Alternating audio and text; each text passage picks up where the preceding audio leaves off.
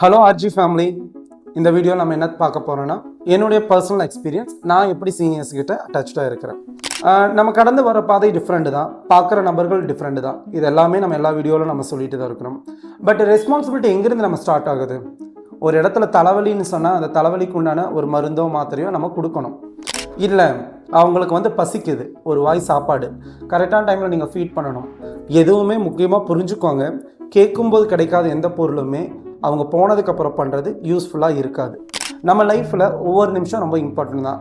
ஏன் சீனியர்ஸ்க்கு நம்ம ரொம்ப கேர் கொடுக்கணும்னா, நம்ம வளரும் போது நம்மளை அக்கறையாக அன்பாக அவங்க மடி மேலேயும் தோல் மேலேயும் நம்மளை அவங்க நல்லா கவனிச்சிருப்பாங்க. பட் அவங்களுக்கு ஒரு ஏஜுக்கு அப்புறம் நமக்கும் ஒரு நாள் ஏஜ் ஆகும். ஸோ நம்ம இடத்துலேருந்து ஆரம்பிப்போம், 4 பேருக்கு இன்னும் நல்லதாக நம்ம பண்ணுவோம். ஸோ மேலும் தகவலுக்கு நீங்கள் ஆர்ஜியோடு இணைந்திருங்கள்.